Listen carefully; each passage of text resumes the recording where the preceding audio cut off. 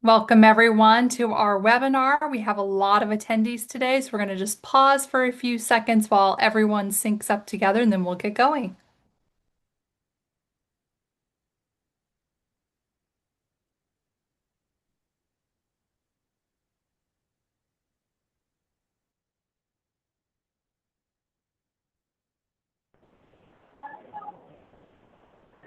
Good afternoon, everyone. My name is Joey Wender, and I'm the Executive Director of the SHLB Coalition.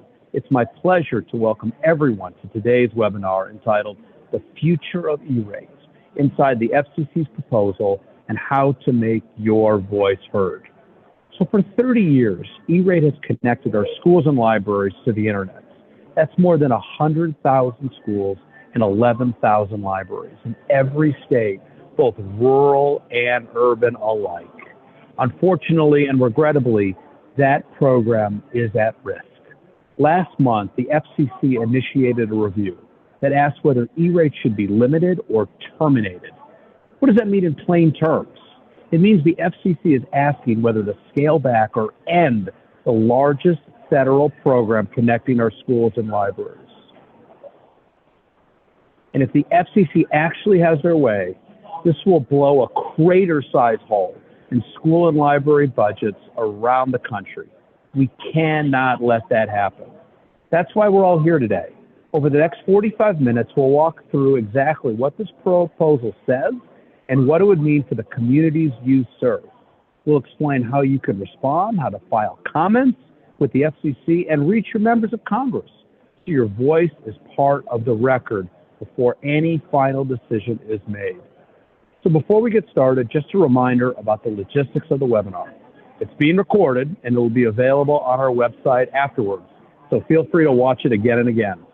Audience members are muted, but we encourage you to use the Q&A box, not the chat box, the Q&A box, to send us your questions.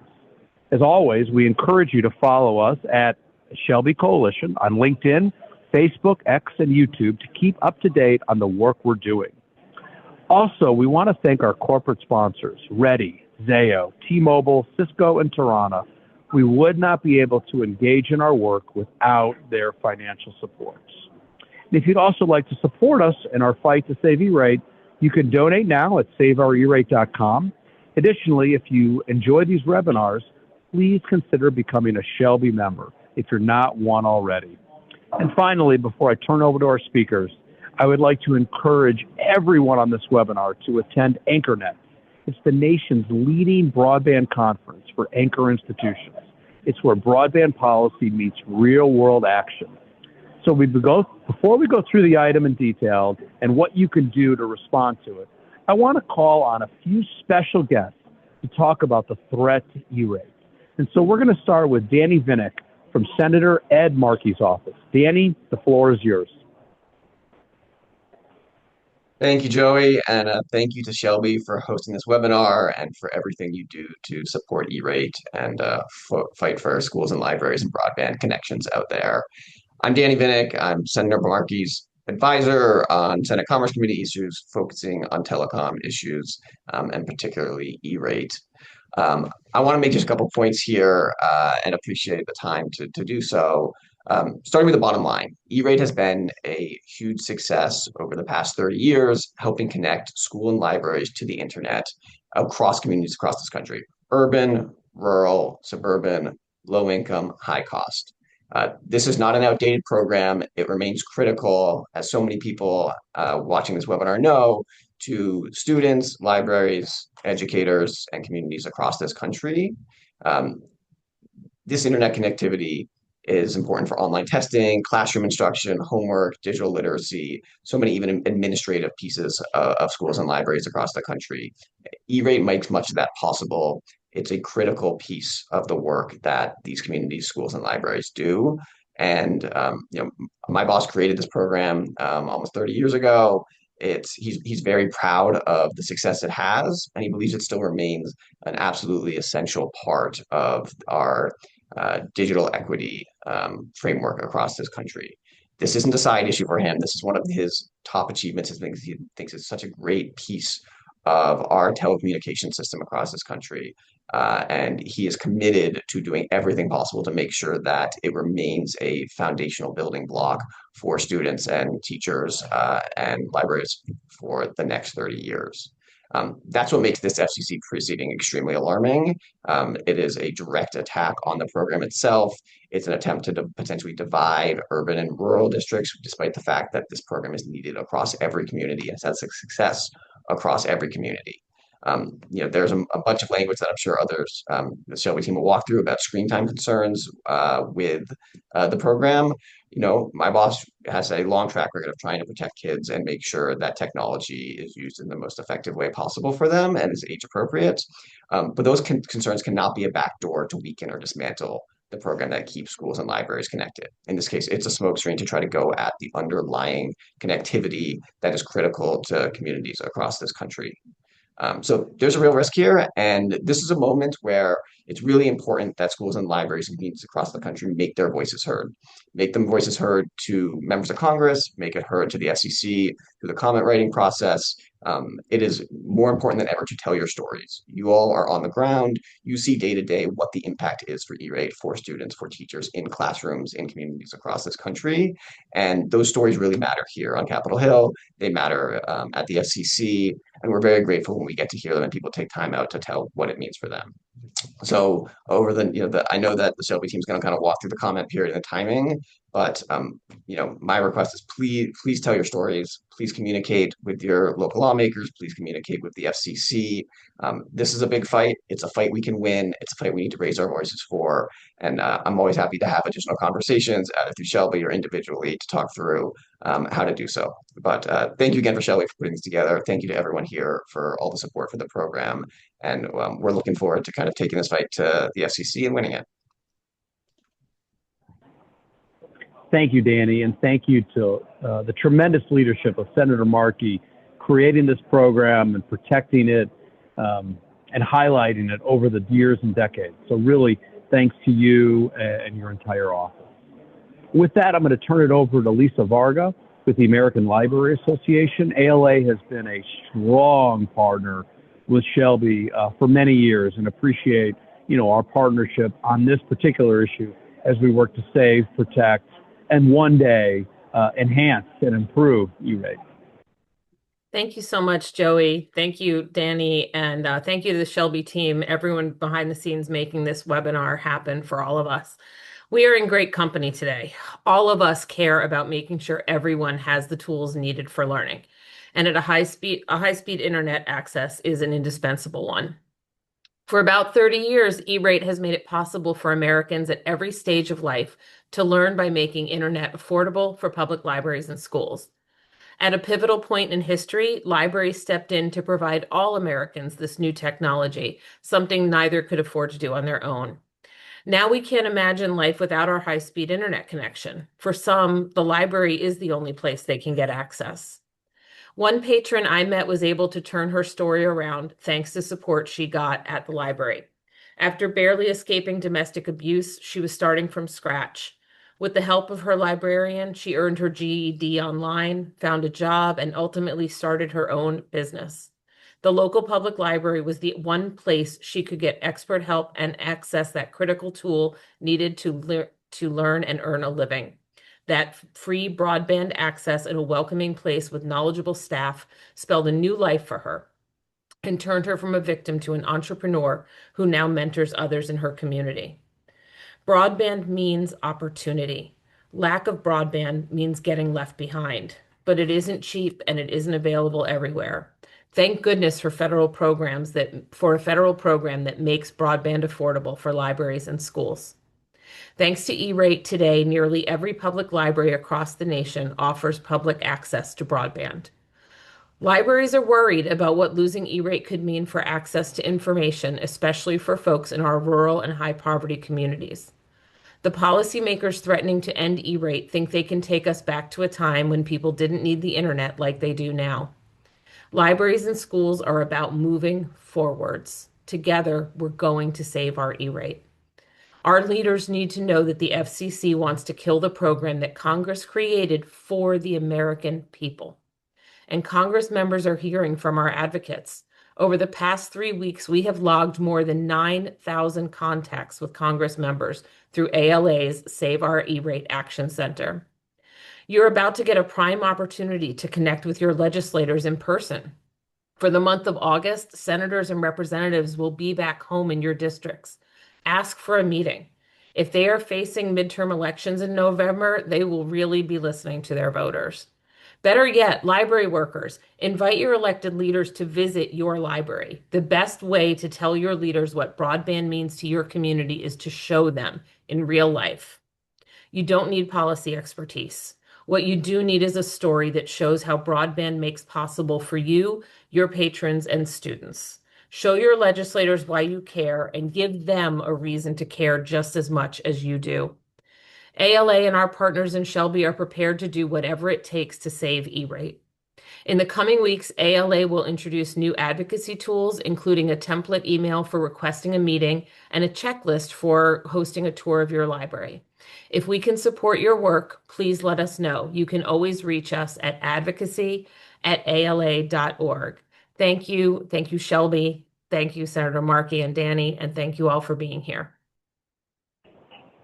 Thank you, Lisa. Thank you for everything that ALA does. And I couldn't have said it better. We want everybody to tell their stories. Tell their stories to the FCC and tell their stories to their elected officials. If there's any theme, if there's any message that people leave from this webinar, it's that we need you to tell your stories. And we're going to explain to you how you do that. So we're going to turn now to Noelle Ellerson. She is with the Superintendent Association, and she's going to offer a few words. So, Noelle. Thank you, Joey, and thank you to everyone at the Shelby team for making this webinar possible. I am thankful that AASA joined Shelby as a member earlier this year, just in time for the biggest of E-rate's life. We represent the nation's public school superintendents, and E-rate is the fifth largest stream of funding in the nation's schools. It is the only federal education technology program, and it is the only way schools have ever paid for internet. It's not like school districts are using state and local dollars to pay for internet and then E-rate came along. E-rate, pun intended, came online as schools went in line. And we are very focused on mobilizing our field and working with Shelby. AASA co-chairs the EdLink Coalition, and Shelby and EdLink are working very closely in coordinating feedback to Capitol Hill and the FCC, telling your story matters, because E-rate is about connectivity, but that connectivity is about so much more than just affording students learning opportunity. Before kids even enter their building, schools are using internet to monitor where their bus fleet is. They're using internet to lock their doors to keep the right people in and the wrong people out. They're using internet to control airflow, air quality, air temperatures to make buildings hospitable.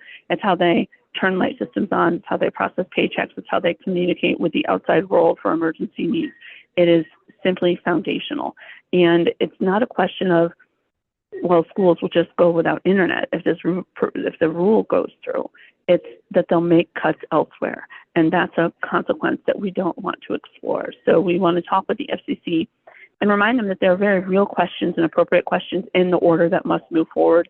And at the same time, highlight that some of the questions they have in there are so existential and over the scope of what they should be talking about, including the end of the program and if it should be only rural, that it detracts from other meaningful conversations that need to happen. So we implore all of our members and everyone on this call and in our Shelby and EdLink Coalition to take the time to file the comments and to raise the conversation on Capitol Hill, because these two branches of government can work together and get to a finish line that improves the program, and we can step away from the conversations that undermine the program.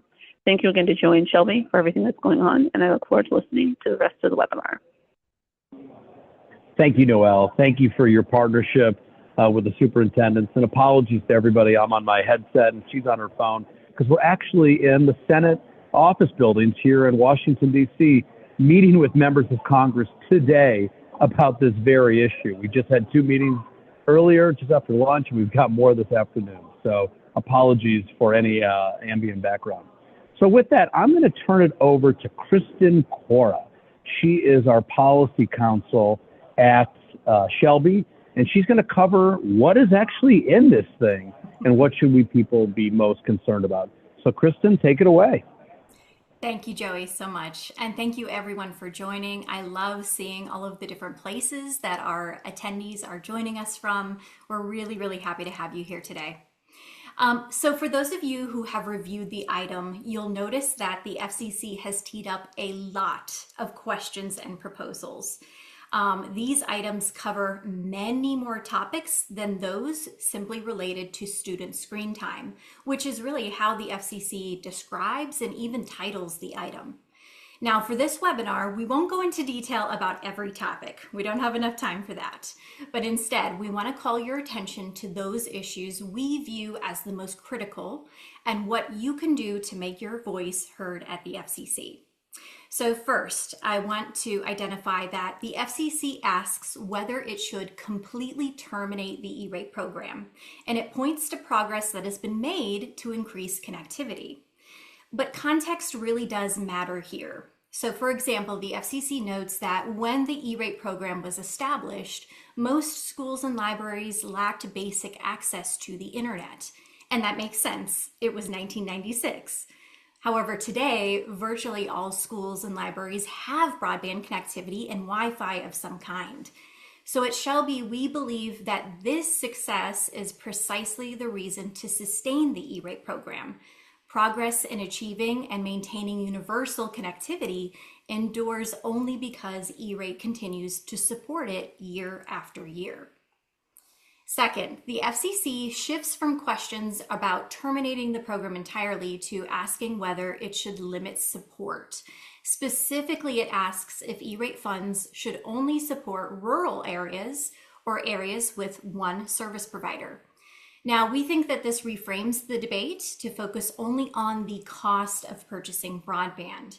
The FCC argues that greater competition, often found in urban areas, can lower prices.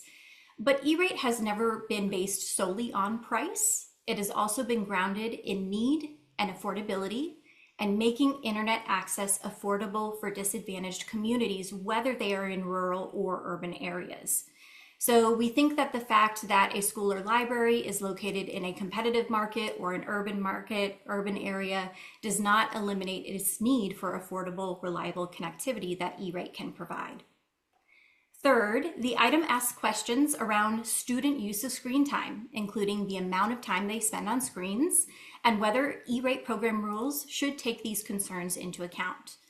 Now, while concerns about children's screen time deserve to be taken seriously, we here at SHLB highly question whether the FCC is the right agency to police this issue. As Commissioner Gomez stated at the last FCC meeting, the FCC is not the nation's parent, teacher, or school board. Fourth, the FCC tees up a lot of questions around SIPA, and this is the Children's Internet Protection Act. Here, the FCC asks about the extent to which SIPA applies to both filtering as a whole, as well as to the devices that connect to the network. So for example, they ask whether filtering should be conducted at the network level so that any device connected to the school or library's network is filtered. And relatedly, they also ask whether third-party devices such as laptops, tablets, phones should be allowed access onto the school or library's network. Finally, the second part of the item includes proposals to change current E-rate program administration rules. And one of the biggest topics included here is about more oversight of consultants and consulting firms. And specifically, the FCC proposes to create an annual consultant certification and disclosure form, a consultant registration database, and rules to prohibit percentage-based fee arrangements. So again, this is just a snapshot of the topics included in the item and our own viewpoints. We do encourage listeners to take a look at the item, get acquainted with the item in more detail, especially if you want to provide your own comments to the FCC. So with that, I'm going to go ahead and turn it back over to Joey. Thank you, Kristen, for that excellent explanation of the item. We're now going to turn it over to Sam, also on the SHLB team, to talk about what you can do to respond, both submitting comments to the FCC, as well as what Lisa was discussing earlier, contacting your member of Congress. Sam. to you. Thank you so much, Joey. I get the immense honor of walking you guys through our Save Our E-Rate campaign action center. So if you go in and type in saveourerate.com, it'll bring you to this incredible page where we have different ways that you can take action. Today, we are debuting our file comments or how to file comments with the FCC page. Over here to begin, you have a little bit of a snapshot document where you can go check out all the different points that are in the item and what you can do in the timeline and things like that. This is a great intro into how you can get started. We also have the various different ways you can file comments with the FCC, the different types of comments. We kind of call this choose your own adventure. So we have formal comments, personalized letters, and express comments. And what we've done here is also go ahead and create templates, or what we call templates. And these are just tools to get you started. Again, we highly encourage that you go ahead and personalize your own comments to make sure that it resonates with your community and your school and your organization. But this is just a great place to get started. We'll also keep you updated when reply comments and all the different deadlines open. You can start preparing your comments now, although the formal 60-day comment deadline is still unknown. This is a great time to get ready, and Shelby will share the deadlines as soon as they're announced. Navigating back to our main page, we also have this option. We've partnered with COSIN, ALA, and AASA to connect you with tools where you can just go in, fill in your address, and it pre-populates your Congress member and a message that you can personalize and reach out to them. As Lisa shared, we've already had so many people do this, but we encourage you to keep contacting your elected officials. We also have a resource box that we continually update as we come across high quality resources. This is a great way to check out all the various different types of messaging and just data that you can use to inform your advocacy. We also have our SHLB events where we do a lot of programming, both on this item and all the other things that we focus on. We have a fact box here as well. And navigating down, we have this lookup tool that we created in partnership with our incredible members, E-Rate ProfitWorks and Michael Flood. As you'll see here, I'm based here in Dallas, so I went ahead and put in my address, and I get to see how much funding goes into my state or how much funding my district gets. And there's also these really great export data tools that I can use, my congressional contacts. You'll see there's a school consortium where a school that is in my district is served, and I'm also served by the Dallas Independent School District. So this is just a great tool to, again, inform your advocacy, whether you're filing comments with the FCC or writing to your member of Congress. Also, this action center, this work didn't happen overnight, and it didn't happen alone. We are so thankful to all of our incredible partners and all the organizations and individuals who have donated to support our E-Rate campaign. There's also a button here for you to do so as well. So that is our action center. I'll now pass it back to Joey. Amazing work. Thank you, Sam. The takeaway is go to saveourerate.com. It's all there, right? You want to make a comment at the FCC. You want to contact your member of Congress. You want to be able to see how much money in E-Rate goes to your state and your congressional district. It's all there. All the tools are right there, ready for you to take action. I'm going to make one more plug on Q&A, and then we're going to go back to Kristen Corra to talk about timeline and what to expect next. But I want to encourage folks, if you have questions, please put them in the Q&A. We're going to try to get to some of those in just a few minutes. So with that, I turn it back over to Kristen Corra to talk about what is the timeline. When are all these comments due?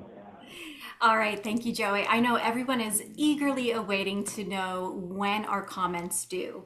So right now, the docket itself is open. So you can go in, you can type in all of the dockets that are related to this particular proceeding, and you can see that folks are starting to file comments. They're starting to put letters into the docket.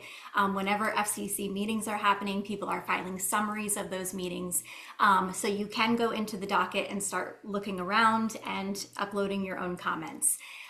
In terms of the actual deadline for filing comments, we don't yet know the official deadline.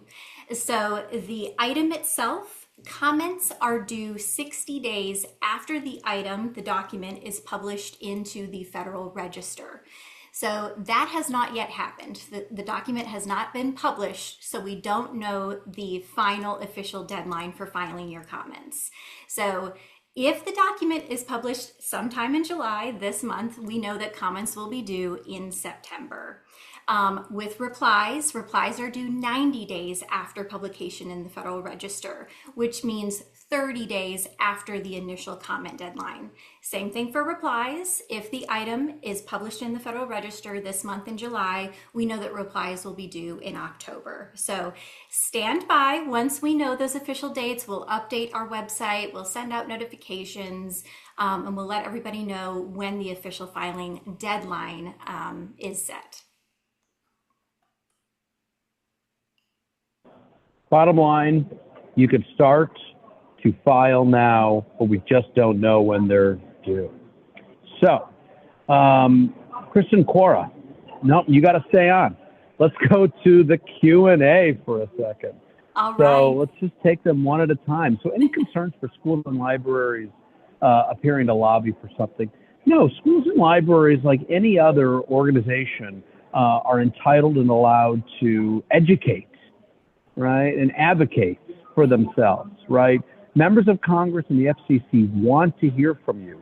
The FCC is required by the Administrative Procedures Act, the APA, to actually have a formal rulemaking proceeding, right? They're following the law here. They've made a proposal, and now they're going to have a comment period where they're required by law to take comments from anybody who's interested in it.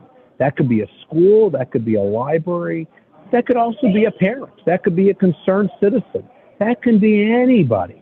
And so we really encourage everybody that is concerned about this to write in and tell the FCC your story.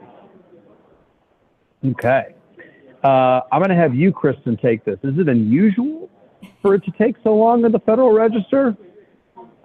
I wouldn't say this is unusual. I think we're actually on track. Sometimes things are sent over more quickly than others. I know that there are a lot of things that are teed up at the FCC right now, so I don't think it's unusual at this point in time.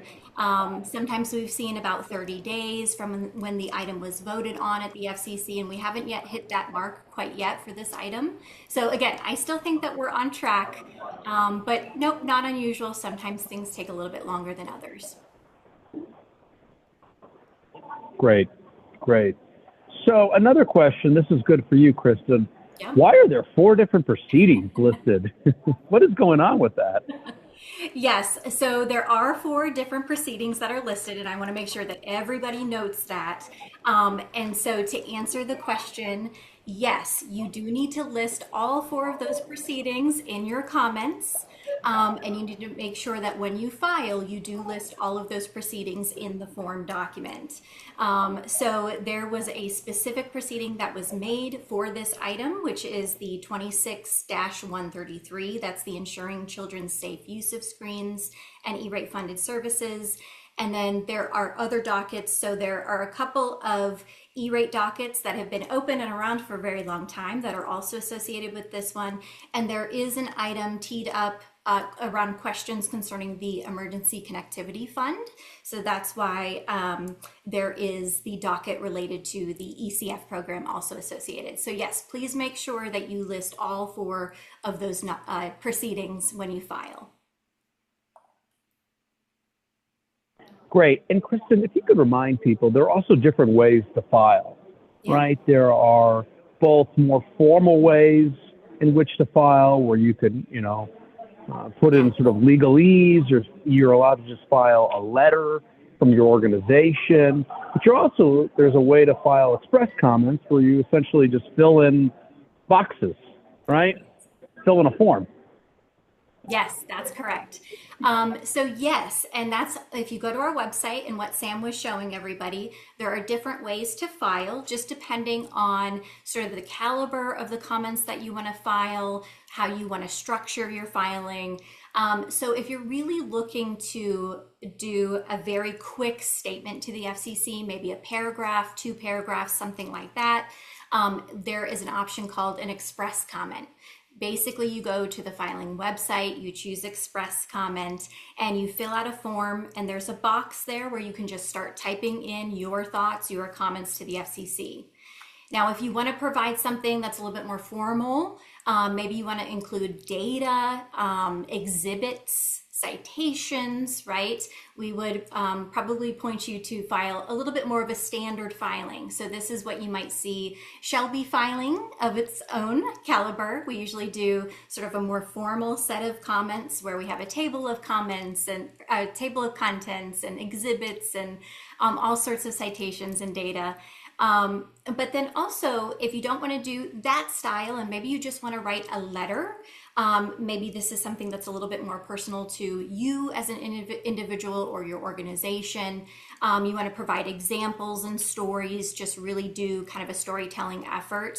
You can put together a letter and upload that as well. So there really are a lot of different options, just depending on, again, the caliber of the type of comments you want to file. Thank you, Kristen. I'll take the next one. Has E-rate been similarly reviewed by the FCC since inception? Is this the first big threat?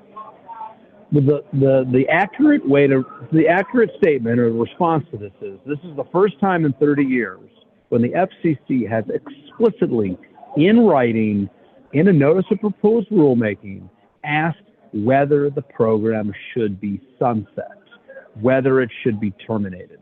So I would say yes, this is the biggest threat the program has faced in its 30-year existence.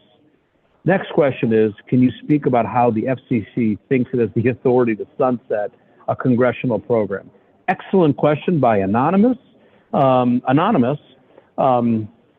We have similar questions.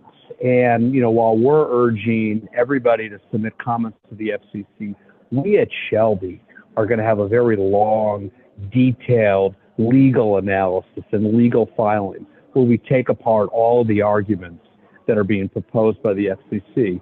That is clearly one area that we are going to tackle because we agree with, I think, the sentiment in the comment that the FCC does not have the authority to terminate the program.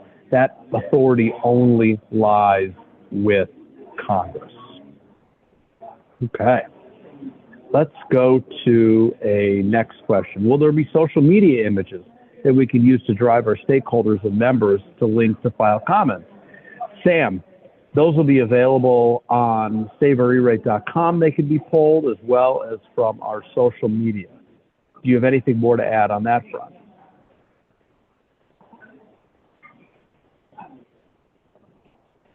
Yeah, just continue checking saveourerate.com and follow us on all of our socials that we had mentioned at the beginning of this webinar, and we'll make those resources available to all.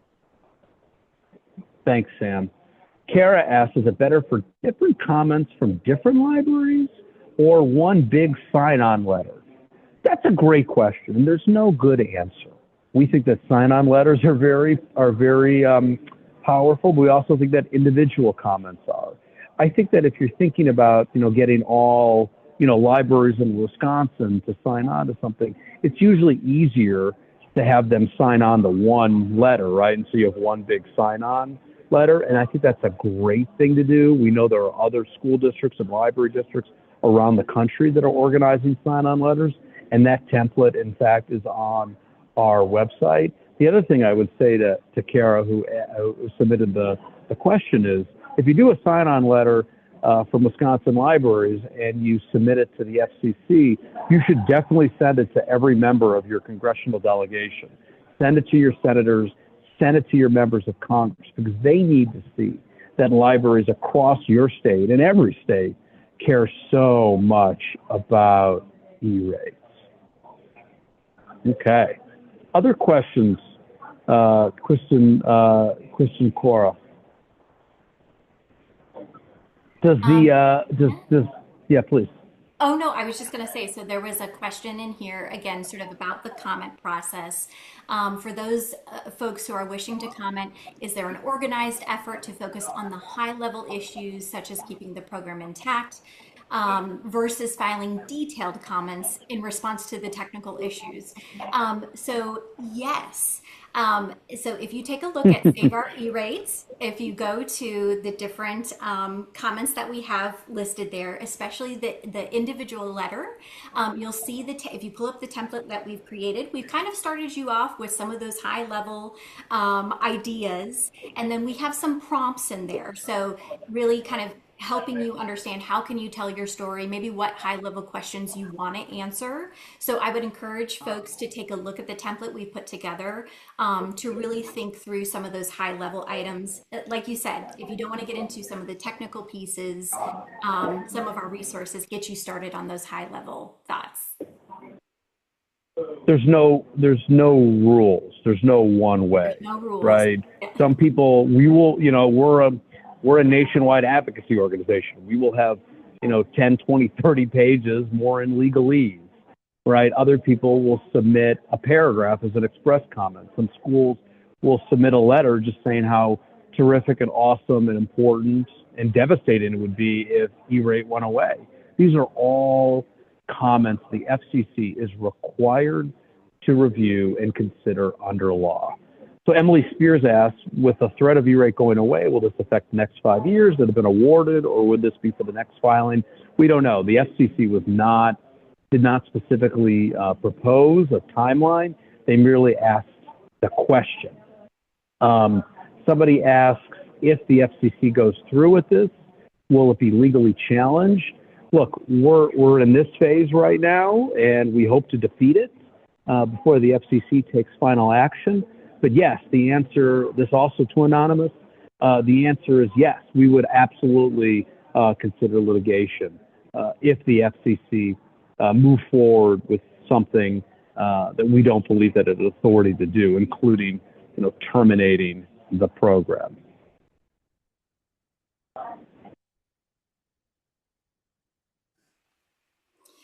Shelby doing a sign-on letter, encouraging others. Kristen, I think our answer is we're asking folks to submit their own comments. That's correct. Yes. So, Shelby will definitely do its own set of comments. But when it comes to writing letters and sign-on letters, we are definitely encouraging folks to organize those. Again, we've got the templates to help get you started thinking about these issues. So hopefully those resources can help you guys get started.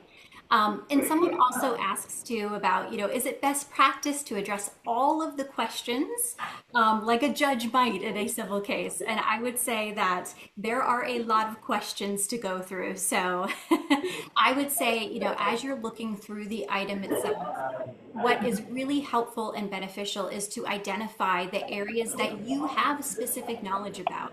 If you have data on something that you think might be helpful, if you have personal experience or stories, I think it's more beneficial for you to answer those questions in detail rather than trying to get through as many questions as possible.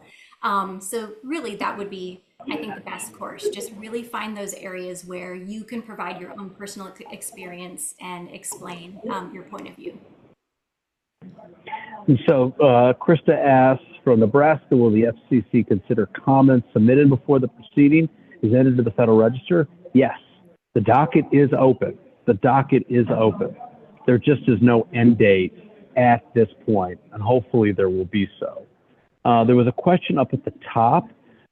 Can or could and does Congress plan on taking action as a law to make these potential changes unenforceable? That's obviously a question for Congress. What we have been pushing for a while is that there is a bipartisan USF working group that has been working in good faith across the aisle to improve the Universal Service Fund. Remember, E-rate is one of 4 different programs that's contained within USF. We want to see this improved, right? We want to see this enhanced. I think there was a question about cybersecurity. We want more money for cybersecurity, right? There are clearly new and emerging needs for schools and libraries around the country. This isn't the time to cut the program. This is the time to expand it, to modernize it and improve it. And so, Congress is gonna react in whatever way it sees fit. But I think Congress understands they have oversight tools. They could put riders on appropriations bills, and obviously they can invalidate something that an executive branch agency does through what's called a Congressional Review Act, CRA, proceedings. So there are many tools that Congress has, and obviously we're up here today reminding them of all the tools that they have to push back on this very damaging proposal that the FCC has put forward. Kristen, Corra, others in the Q&A. I was going to say, so William asks, does this notice make any mention of other FCC USF programs such as high cost, low income rural health? Joey, would you like to This take item does not, but there are separate, thank you, there are separate items the FCC has already passed with respect to high cost and Lifeline. And here at Shelby, we eagerly await, nervously, an item that is expected to be released today and is going to be voted on in 3 weeks regarding the top-down review of the rural health care program. And so this is part of Chairman Carr's, what he described his top-down review of all 4 USF programs. We're obviously focused today in this webinar on the E-rate program, though if these changes are proposed to the rural health care program, we will have analysis and we will action on that here at Shelby. Kristen?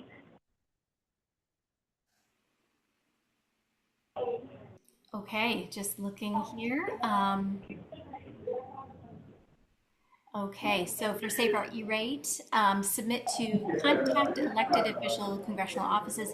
Can we work with COSIN to allow attachments to this document, or is it limited to text only? That's a great question. So We'll work with them.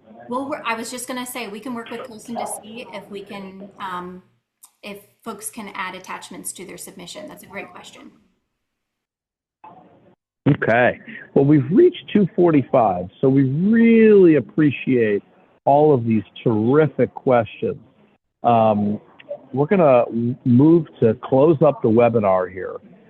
So we have come to the end of this webinar. We want to thank again our sponsors, Ready, Zayo, T-Mobile, Tirana, and Cisco. And before we close, I want to encourage every one of you to join us at AnchorNet. It's the nation's leading broadband conference for anchor institutions. The timing this year is important. This E-rate fight will still be very much alive in October. And AnchorNet is where we'll go deeper on this item than we could here today. If today mattered to you, that's where you'll want to be. So register at anchornets.org. And we hope to see you in Arlington, Virginia, here in DC, October 7th through 9th. And finally, if these webinars are valuable to you, consider becoming a Shelby member. Members get access to our dedicated policy groups, including our E-rate group, where professionals and concerned parties like you work through exactly the kind of issues we covered today and trade strategy with peers across the country. Everything we've talked about on this call comes back to one idea. We are stronger together. And that's how E-rate was built. That's how we'll protect it. It takes comments and it takes action. So we thank everybody for being here on this call today.